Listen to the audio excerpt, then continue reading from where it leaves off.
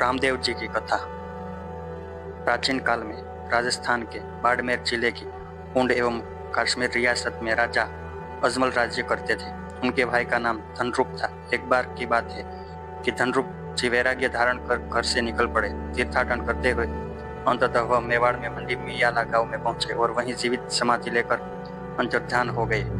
इस घटना से ठाकुर अजमल बहुत दुखी हुए। अब वह अपना अधिकांश समय द्वारकाधीश भगवान श्री कृष्ण की भक्ति में व्यतीत करने लगे।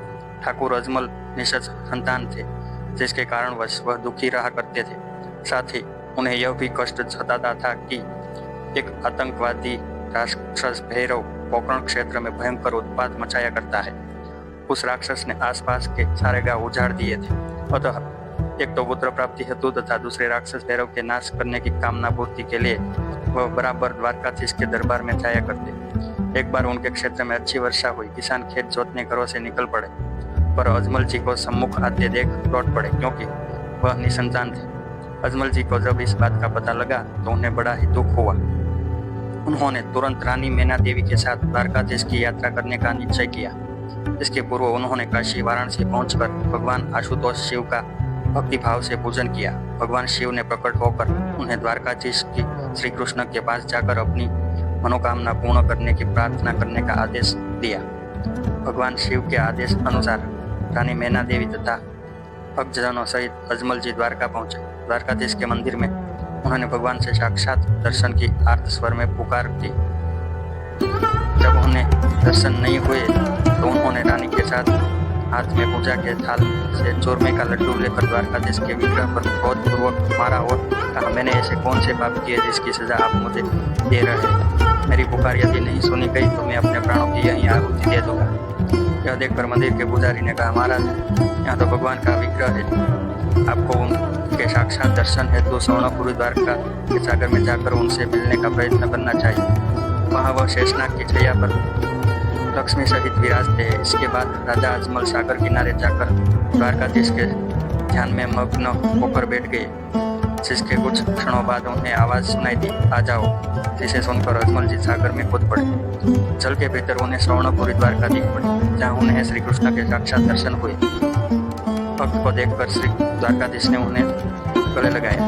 अजमल जी ने उनके माथे पर बंधी पट्टी के विषय में पूछा तो उन्होंने कहा, मृत्यु लोक में एक भक्त ने लड्डू मारकर मेरा माथा फोड़ दिया, अतः यह पट्टी बांधनी पड़ी। अजमल जी उनके चरणों में गिरकर क्षमा याचना करने लगे।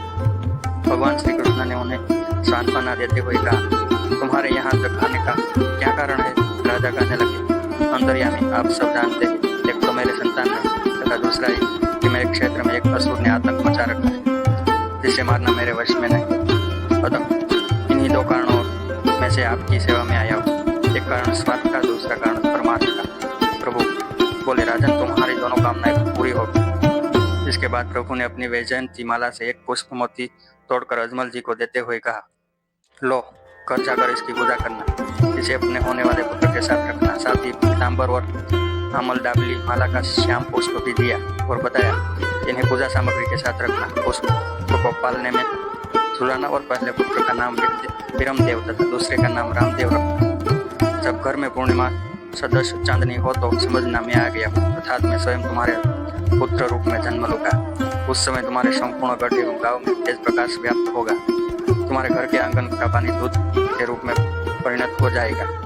सभी स्थानों पर शंख ध्वनि, घंटा ध्वनि होने लगेगी। घर में कुमकुम के नन्हे पैरों के चिन्ह बन जाएगी। ऐसा वरदान देकर अजमल जी को द्वारकाधीश ने विदा किया और चलते समय पूजा में रखने के लिए एक शंख भी दिया। तदुपरांत अजमल जी को सभी लोगों ने समुद्र जल से ऊपर आते देख रानी मैना देवी को अजमल जी ने सारा वृतांत बताया। भगवान की महिमा को जानना बड़ा कठिन है। सब लोगों ने अजमल जी के माथे पर तिलक देखा तो उनके वचन पर सभी को विश्वास हो गया।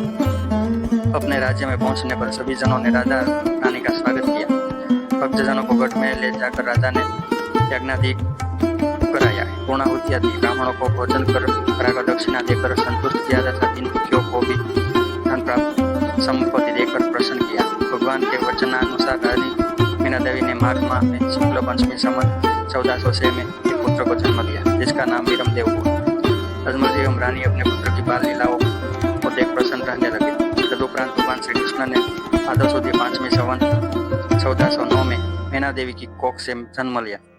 उनके वचनानुसार उंड कश्मीर गांव के सभी मंदिरों की घाटियां बज उठी, शंख ध्वनि होने लगी, तेज प्रकाश से सारा गांव चमकने लगा और आंगन में रखा सारा जल दूध में परिवर्तित हो गया। महल के मुख्य द्वार से रानी के पलंग तक कुमकुम के पद चिन्ह बन गए। राजा एवं प्रजा ने इस अवसर पर द्वारकाधीश की जय जयकार। दुखियों और ब्राह्मणों को राजा अजमल जी ने यथोचित दान दिया। इस प्रकार अजमल जी के घर साक्षात श्री कृष्ण ने अवतार लिया। उनका नाम रामदेव रखा गया। यही रामदेव अपनी अलौकिक लीलाओं द्वारा सारे राजस्थान एवं गुजरात प्रदेश में श्री कृष्ण के कलियुगी अवतार कहलाते हैं।